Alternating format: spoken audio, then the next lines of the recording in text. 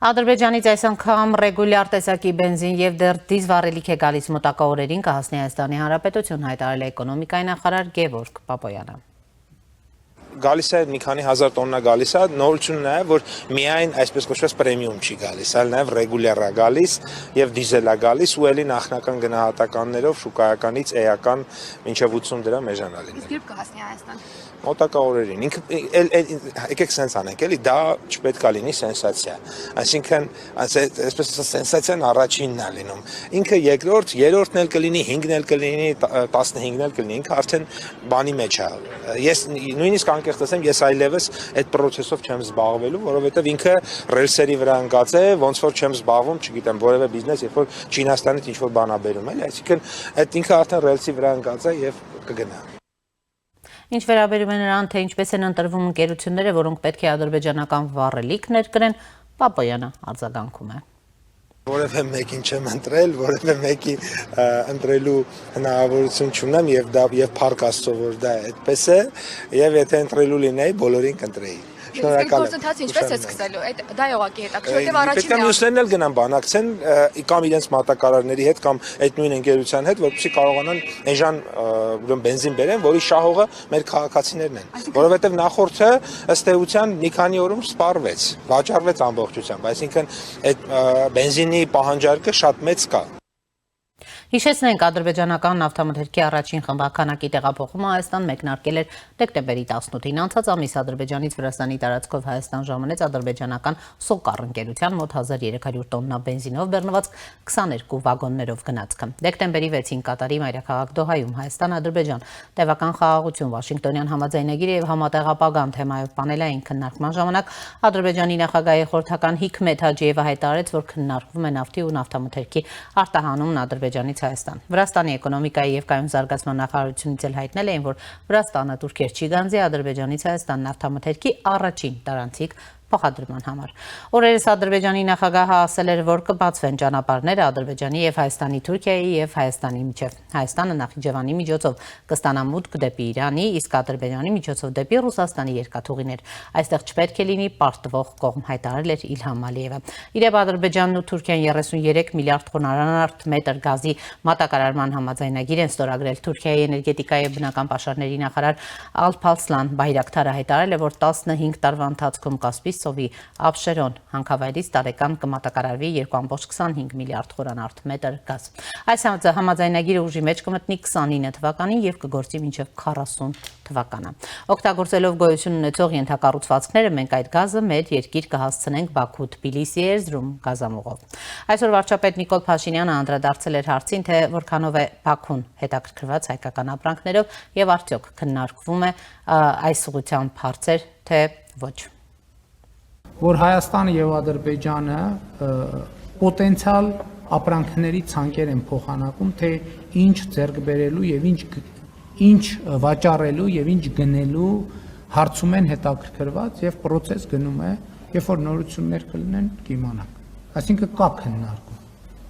Ես գիտեմ, որ նախնական ապրանքախմբերի ցանկեր են փոխանակվել, դեռևս ուսումնասիրության process է։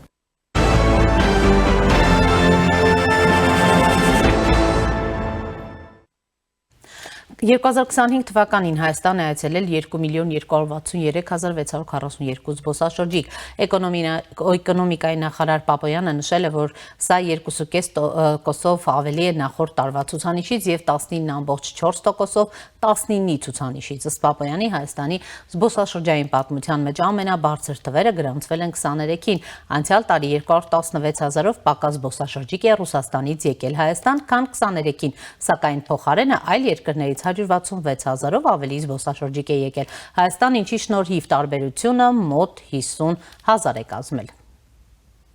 Եվ մեր նպատակն է բարձրացնել Հայաստանի որպես գրավիչ զբոսաշրջային երկրի իմիջը համաշխարհային շուկայում, Հայաստանը եւ հայկական զբոսաշրջային արդյունքը դարձնել ճանաչելի իր հյուրընկալությամբ, հյուրասիրությամբ, անվտանգությամբ, վստահությամբ, եւ այստեղ ահագին աշխատանք ունենք անելու, որովհետեւ ցավոք եւ բարեբախտաբար եւ ցավոք սրտի, բարեբախտաբար իմաստով որ շատ մեծ պոտենցիալ կա այստեղ զարգանալու, ցավոք սրտի որ ոչ բոլորը գիտեն մեր հնարավորությունների մասին եւ բնականաբար այստեղ արտաքին շուկաներում մարքեթինգային ակտիվ աշխատանք իրականացնելու, ստեղծագործ աշխատանք իրականացնելու մեծ հնարավորություն եւ ուղղություններ ենք տեսնում։ Երրորդը որակի ապահովումն է, շատ կարեւոր։ Ռազմավարական ծրագրի նպատակն է բարելավել զբոսաշրջային ծառայությունները եւ բարելաված ու բարձրորակ զբոսաշրջային առաջարկների շնորհիվ Հայաստանը որպես զբոսաշրջային երկիր ներկայացնել, դարձնել առավել գրավիչ, հյուրընկալ, մրցունակ եւ պետք է բնականաբար շարունակաբար առաջարկել հնարավորինս տարբերվող բացառիկ փորձառություններ, որոնք կմնան հյուրերի հիշողության մեջ, որոնք ոչ միայն կցանկանան վերադառնալ, այլ նաեւ կպատմեն Հայաստանի մասին եւ դա իր հերթին կբերի նոր զբոսաշրջային ուղղություններ։ Սոցիալական ուղղությունը իհարկե զբոսաշրջության բնագավառում նույնպես շատ կարևոր է եւ նպատակն է ձևավորել հաստատուն զբոսաշրջության ոլորտ, ապահովել ծառայությունների բարձր մակարդակ, աշխատուժի վրա կենտրոնանալ, կրթության վրա, խթանել զբոսաշրջային մասնագիտությունները, ամրապնդել ռիսկերի դիմադրողականությունը, դարձնելով զբոսաշրջության բնագավառը ավելի գրավիչ, մրցունակ։ Նրա խոսքով նախորդ տարվա դեկտեմբերին Հայաստան է եկել 139,000 զբոսաշրջիկ, ինչի շնորհիվ այսպես ասած լավագույն դեկտեմբերն ենք ունեցել։ Կառավարության նիստում Պապոյանը ներկայացրել էր նաև Հայաստանի զբոսաշրջության զարգացման 26-ից 30 թվականների ռազմավարական ծրագիրը եւ ռազմավարական ծրագրի կատարումն ապահովող գործողությունների ծրագիրը հաստատելու մասին նախագիծը։ Եվ այս պահին զրուցելու եմ տնտեսագետ, տնտեսագիտության թեկնածու, դոցենտ, Հայաստանի պետական տնտեսագիտական համալսարանի միջգիտակարգային հետազոտությունների կենտրոնի ղեկավար Սոս Խաչիկյանի հետ։ Պարոն Խաչիկյան, բարև ձեզ, շնորհակալ եմ միանալու համար։ Բարև ձեզ։ Եվ այսպես, պարոն Խաչիկյան, երեկվանից բավականին ակտիվ քննարկումներ են, գիտեք, երկրորդ խմբականակն է Ադրբեջանից Հայաստան գալիս, վառելիքի, այս անգամ նաև ռեգուլյար տեսակի բենզին է ներկրվում, ընդհանուր առմամբ դուք այս գործընթացը ինչպես եք գնահատում, մասնավորապես մտահոգություններ կան, որ կարծեք թե միայն երկու ընկերություններ են ուրեմն մասնակից այս գործընթացներին, երկուսի միջև է բաշխվում եւ միջդեռ պիտի բոլորի համար լիներ սա եւ մրցակցություն ապահովել։ Ընդհանուր առմամբ ինչպես եք գնահատում, առաջին ուրեմն խմբականակի դեպքում նշվում էր արդյոք սա մեկ անգամյա ակցիա է, թե կլինեն հետագայում ուրեմն շարունակություններ։ Հիմա երկրորդ խմբականակն է գալիս, ինչ է սա եւ ինչ հնարավորություն է ստեղծում հայաստանյան ուրեմն բենզինի շուկայի համար, համեցեք։ Գիտեք, մենք ունեցել ենք այնպիսի բարդ հարաբերություններ Ադրբեջանի հետ, որ նույնիսկ մեկ անգամյա կամ մի քանի անգամյա գործընթացները կարող են հետագա գործընթացների համար բավականին լուրջ հիմք հանդիսանալ եւ կարծում եմ, որ բավականին լուրջ աշխատանք արդեն իսկ կատարվել է թեկուզ եւ սկզբնական փուլի համար։ Սակայն ռիսկերի տեսանկյունից դուք նշեցիք այսպես մտահոգությունների առումով ուղղակի անհրաժեշտ է սա դարձնել երկկողմանի, այսինքն եթե մենք Ադրբեջանից գնում ենք ձեռք ենք բերում որոշակի ապրանքներ, անհրաժեշտ է, միանշանակ անհրաժեշտ է այնպես կազմակերպել գործընթացը, որ Հայաստանից Ադրբեջանը նույնպես տեղի ունենա որոշակի ապրանքների արտահոսք, այսինքն ադրբեջանցիները նույնպես Հայաստանյան ապրանքներ ձեռք բերեն, դա արդեն որոշակի ավելի վստահելի հիմք կհանդիսանա երկարաժամկետ փոխգործակցության համար, դեռևս չեմ ուզում նշել գործընկերությունը, բայց առնվազն փոխգործակցության համար հիմք կարող է հանդիսանալ, բացի այդ թեկուզ եւ երկու ընկերություններ են Հայաստանում, բայց եկեք ընդունենք, որ բավականին լուրջ քննարկումների արդյունքում ես կարծում եմ արդեն հանրային դիսկուրս նույնիսկ այսպես ձևակերպենք, հանրային դիսկուրսում լուրջ քննարկումներ են գնում եւ միանշանակ անհրաժեշտությունը կա չնշեմ հատուկ ադրբեջանական բենզինի, բայց անհրաժեշտություն կա տնտեսության դիվերսիֆիկացիայի, անհրաժեշտություն կա հաղորդակցության դիվերսիֆիկացիայի, ես մշտապես այս տեսանկյունից եմ նայում, որովհետև սա նաև անվտանգային խնդիր է լուծում ինչ-որ առումով, իհարկե կան հրապարակումներ, փորձագիտական կարծիքներ, որ սա նաև անվտանգությունն է խաթարում Հայաստանի, բայց ես կարծում եմ, որ համապատասխան կարգավորումներով, իրավակարգավորումներով այդ հարցին հնարավոր է որոշակի չափով լուծում տալ եւ ըստ էության ոչ թե Հայաստանի անվտանգությունն է վտանգում, այլ Հայաստանը ձեռք է բերում անվտանգային լուրջ գործիքներ դիվերսիֆիկացիայի շրջանակում ապրանքների առումով հետագայում կարծում եմ անհրաժեշտ կլինի բավականին լուրջ աշխատանք տանել, որպեսզի Հայաստանից նույնպես ապրանքներ գնան Ադրբեջան կամ Ադրբեջանի միջոցով Ղազախստան, Ռուսաստան, այլ երկրներ եւ այս պարագայում ես արդեն կարող եմ համարել, որ մենք կունենանք ռիսկերի բավականին լուրջ նվազեցում։ Լավ, տեսեք, պարոն Խաչիկյան, մենք տեսնում ենք, որ դուք ասում եք այ դիվերսիֆիկացիայի հնարավորություն կա, վարչապետն էլ հայտարարեց, որ փաստորեն այսպես ապրանքների ցանկեր են ներկայացվել, քննարկումներ են գնում եւ առաջիկայում ըստ էության հնարավոր կլինի որոշակի ուրեմն բանակցությունների արդյունքում ունենալ նաեւ այդ արտահանումը։ Ձեր գնահատմամբ ուրեմն Ադրբեջանը ինչ տեսակ ապրանքներով հայկական կարող է այսպես հետաքրքրված լինել մասնավորապես։ Կարծում եմ խմիչք եւ ծխախոտ, որոնք մեր ավանդական արտահանման ապրանքներն են, Ադրբեջանը հետաքրքրված կլինի դրանցով, բայց անկեղծ ասած այս փուլում դա էական չէ, այս փուլում էական է ստեղծել այդպիսի փոխգործակցություն, այս փուլում կարևոր է, որ երկու ուղղության վրա աշխատանք կատարվի, նախ Հայաստանից ապրանքներ գնան Ադրբեջան, կապ չունի ինչ ծավալի եւ ինչ ցանկով, եւ երկրորդ Ադրբեջանի միջոցով այլ երկրներ։ Այս պարագայում ձեր նշած ռիսկերը էականորեն կնվազեն եւ ոչ թե Հայաստանը հերթական անգամ ինչ-որ կախվածություն կունենա այլ երկրից, որևէ երրորդ երկրից, այլ դա կնշանակի փոխգործակցություն, այլ դա կնշանակի, որ Ադրբեջանը նույնպես կարիք ունի ինչ-որ գործընթացների։ Այս պարագայում կարծում եմ սրա հետ կապված բավականին լուրջ աշխատանքներ կան դեռևս անելու եւ եթե պատմականորեն նայենք, եթե միջազգային փորձ վերլուծենք, խոշոր հաշվով բիզնեսը այն ոլորտն է, կապիտալի շարժը այն ոլորտն է, որ բավականին լուրջ միջազգային հարցեր կարող է կարգավորել եւ բիզնես շահերի հիման վրա իհարկե ազգայինը բնականաբար պահելով առաջին այսպես կարևորագույն մակարդակի վրա, ամենայն դեպս գործարար շահերի շրջանակում հնարավոր է դիվանագիտություն զարգացնել, հնարավոր է ունենալ որոշակի առաջընթաց այլ ոլորտներում, միջազգային հարաբերությունների, նաև քաղաքականության ոլորտում, եւ ես կարծում եմ, որ այո, իսկապես գործարար հատվածի հետ կամ գործարար հատվածի միջոցով փոխգործակցությունը Ադրբեջանի հետ շատ կարևոր է այս փուլում։ Ընդհանուր առմամբ պարոն Խաչիկյան 3 տեսակ նաև ներկայացվեց զբոսաշրջության ուրեմն ցուցանիշը 25 թվականին Հայաստան է այցելել 2,263,642 զբոսաշրջիկ ու դատելով այդ թվերի տարբերությունից բարձր է դառնում, որ Ռուսաստանի Դաշնությունից նախկին հոսքը չկա եւ սա ինչ որտեղ նաև այլ երկրներից 166,000-ով ավել զբոսաշրջիկներ են եկել, տարբերությունը մոտ 50,000 է կազմել, դուք ինչպես եք գնահատում եւ ըստ էության փաստորեն այլ երկրների քաղաքացիների համար Հայաստանը դառնում է գրավիչ։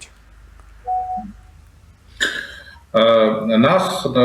ֆիքսենք, որ զբոսաշրջության վերաբերյալ այդ տեղեկատվությունը եւ զբոսաշրջության զարգացման ռազմավարական զարգացման ծրագիրը ներկայացվեց նաեւ Հայաստանի տնտեսական զարգացման ու ինստիտուցիոնալացման այս ծրագրի շրջանակում, դոկտրինի շրջանակում եւ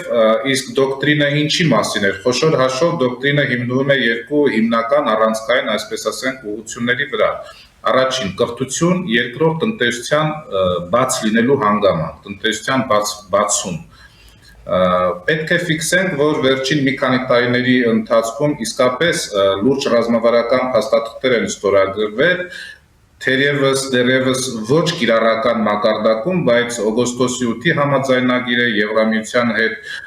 նոր կարգավորումները եւ այլն, որ դրանք Հայաստանը բացում են ինչպես տնտեսության առումով, այնպես էլ կրթության շարժունության, այնպես էլ գործարար միջավայրի եւ պարզապես քաղաքացիների շրջանակում։ Եվ այո,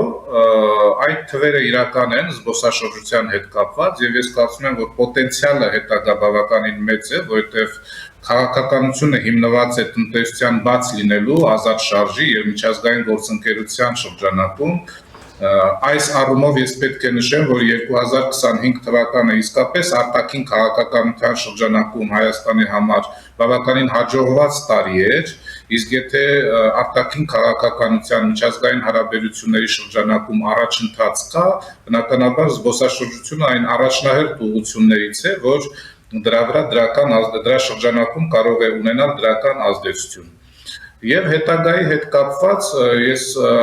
իրատեսական եմ համարում այն ցուցանիշները, որոնք Հայաստանը կարող է ունենալ, հաշվի առնելով նորից կրկնեմ TRIP-ի